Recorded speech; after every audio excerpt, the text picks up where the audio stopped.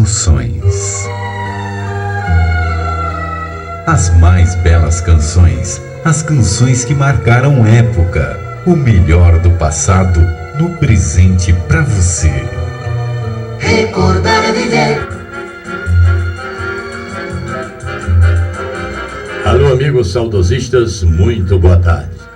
Começando agora pela nova Rádio Jornal de Souza, o programa Revivendo Emoções, deste dia 3 de novembro de 2009, domingo. Programa que tem a produção, apresentação e seleção musical Aniobel Vicente, na sonoplastia Marcelo Gomes. Por isso nenhum de nós ainda Em Souza estamos pontualmente às 13 horas. Apresento a partir de agora um trabalho escrito pelo Velho do Rio, que tem por título Paixão por um Rio.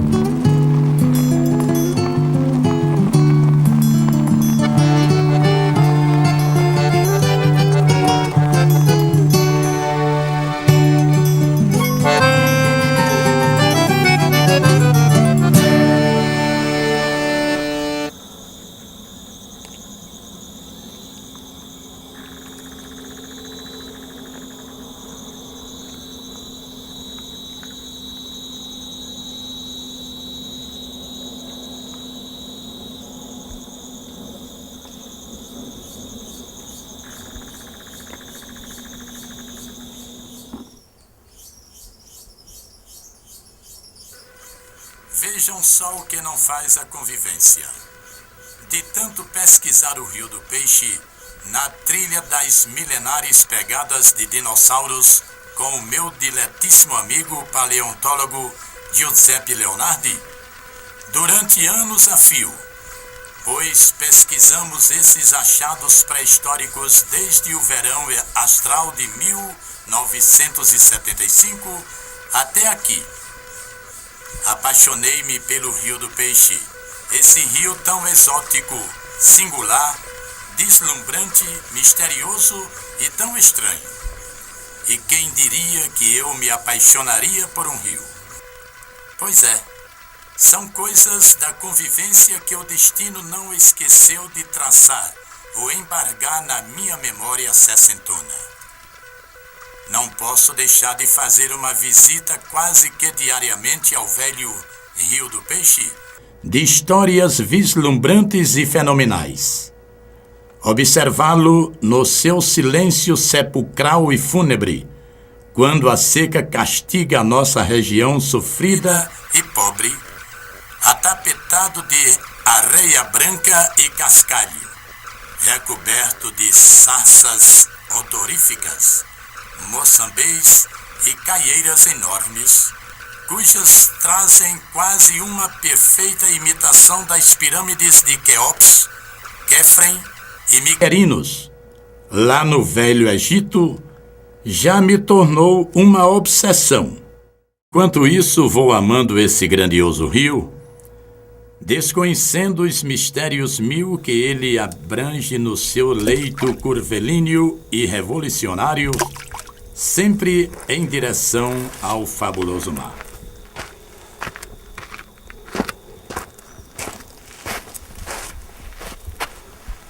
Em 1897, o meu avô, à procura de uns animais que tinham fugido de uma roçada, que era aqui pertinho na jangada, ele chegou até a Passagem das Pedras, que é essa localidade onde estão centradas as pegadas de dinossauros. Então ele chegou em casa e chamou o rastro do boi da Ema, dizendo que tinha encontrado o rastro do boi da Ema na Passagem das Pedras. Eu, depois de muito tempo, veio meu pai falando, minha tia também, que era Olímpia, falando que tinha as pegadas do boi da Ema aqui na casa. E eu, curiosamente, vi um dia, ver essas pegadas. E minha mãe disse, não vá lá, que é aquele rastro do boi da Ema, que são pegadas de papa-fio, que você vai perder o fio do ar. Então ficou conhecido até 1924, quando o Luciano Jacques Moraes chegou aqui, vinha de Minas Gerais, estava em Mossoró, à procura de recursos hídricos, e aí fotografou e não deu para entender ainda, mandou para a Inglaterra. O Frederick F. Rudd mandou dizer para ele numa carta de documento que não tinha nada a ver com o rastro do boi da Ema. Eram pegadas de dinossauros, e isso ficou conhecido até 1975. Quando o José Leonardo veio a Souza, em 1975, convidado por Gilberto Sarmento, que publicou que era uma das pegadas mais importantes do mundo para o estudo científico paleontológico.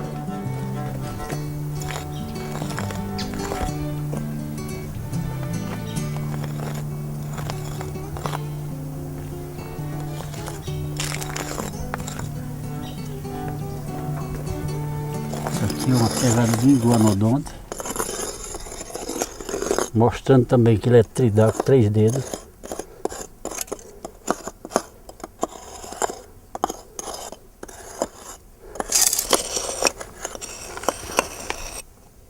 Bom, esse aqui era o Velociraptor, né? Bom, esse aqui está mostrando a pegada de um iguanodonte, né? Bem maior. Esse aqui é um Velociraptor. Você vê que ele tem 3 dedos, esse também tem 3 dedos, se mostra lá. Mas só que esse aqui é menor, por quê? Porque os carnívoros, é um animal carnívoro, o Velociraptor, diferente do herbívoro, que é o iguanodonte, né? Esse aqui era o predador desse aqui. Esse animal, o iguanodonte, havia passado antes, né? E esses 4, 5 rastros que tem aqui de herbívoro, de carnívoros, iam pegar um animal mais acima, né? Mais ou menos que estava muito próximo, porque ali foi onde se cruzaram. Você vai ver bem pertinho ali que eles se cruzaram e o animal cruzando para pegar uma presa mais na frente. Se você continuar cavando, fazendo escavação para lá para cima um pouco aí, vai encontrar, vamos dizer, fósseis de alguns herbívoros, né? O F.P. Mugler, professor da Suíça, queria vir trazer 18 paleontólogos, geólogos e arqueólogos, e pediu que se encontrasse os fósseis para levar para a Suíça. O Leonardo falou que não, porque aqui a nossa Constituição já rezava que ninguém pode tirar nada para levar para outro país, a não ser autorização, com autorização. Então não se pôde tirar nesse tempo e eles desistiram da missão, né? Para mim ele representa muita coisa, porque o filho dele é a minha alma, a minha vida, né? Inclusive as filhas ficaram até falando às vezes, quando eu vinha para cá, papai não dá mais valor ao Vale do que a própria família. Mas não era, porque eu estava aqui e tinha uma paixão por essa coisa aqui. E eu fiz um pacto com o José Leonardo, ele me perguntando, disse, rapaz, um dia não podemos fazer aqui um museu para trazer, para colocar essas pegadas, ajeitar essas coisas que nós estamos achando. Eu disse, garanto, se você pastorar essas pegadas, não deixar ninguém mais mexer nelas aqui, ninguém retirar nada, eu garanto a você que nós faremos um museu aqui.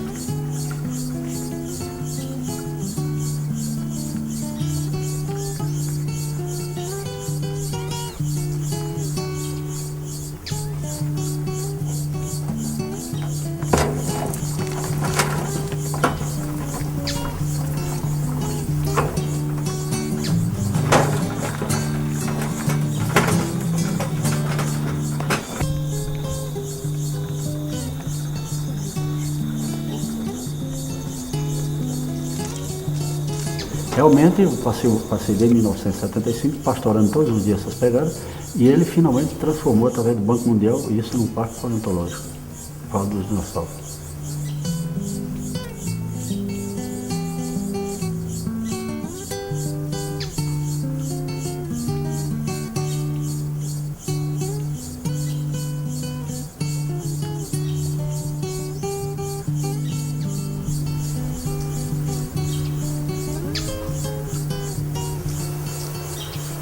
O Vale sempre esteve presente na nossa vida. Desde quando eu me casei com o Robson já gostava daquilo ali, até porque ali estão as raízes de Robson. Ele tem um pedaço de terra lá e sempre gostou daquilo ali, né? Os avós estiveram sempre presentes na vida dele, os pais sempre estiveram ali. E como não era de estranhar, ele foi gostando dali. Ao ponto de muitas vezes chegar pessoas para falar com ele, só quem entendia nessa época a respeito do Vale era Robson, até porque ele era de lá, né? Daquela região lá. Souza é conhecida mundialmente, eu acredito que seja pelo Vale dos Dinossauros, né? Através do Vale. O professor José, quando veio aqui em 75, falou para Robson, o futuro de Souza está no Vale. Aí ele foi ficando lá, e às 7 horas fica embaixo de uma árvore. Quando as pessoas chegavam lá, ele estava debaixo da árvore, não tinha estrutura nenhuma. As meninas não gostavam do Vale, porque foi o Vale que tirou o Robson momentaneamente da gente, né? E depois elas começaram a estudar, entender que o Vale, na verdade, merece toda a atenção, apesar de não ter a atenção devida dos souzenses, não tem.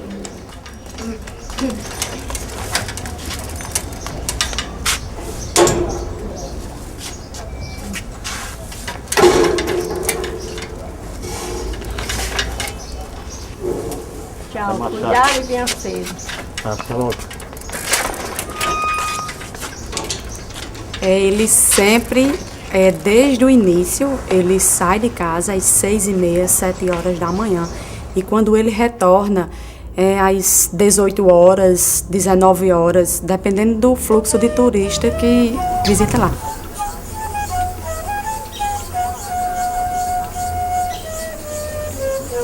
Só que a gente entendeu que não se fala em Vale se não se falar em Robson, não se fala em Robson se não estiver interligado com Vale. Então a gente hoje sabe perfeitamente diferenciar essa relação. Às vezes parece que o Vale é bem mais importante do que a gente. Só que a gente hoje já entende que aquilo ali é a vida dele, ele se apaixonou por aquilo e não adianta querer tirar ele dali ou querer puxar ele de lá e trazer para cá, porque ele não se adapta mais aqui. É como se ele fosse parte daquilo ali. Então, é tanto que quando as pessoas chegam lá no Vale e procuram alguma referência, é ele, aquele velho, barbudo, ele é a referência do Vale em todo lugar que a gente chega. A minha infância foi cheia de momentos assim com dinossauros, né? Porque meu pai falava muito de dinossauros, né? A gente visitava muito o Vale dos Dinossauros. E assim, de uma certa forma passou um pouco pra gente esse fanatismo que ele tem, né? Até hoje por dinossauros. E inclusive até um sonho dele era que a gente fosse paleontóloga, né? Na época ele queria que a gente seguisse essa carreira, ou eu ou Renata. Mas aí nós tínhamos afinidade por outras áreas, né? E terminou sem seguir esse caminho que ele queria.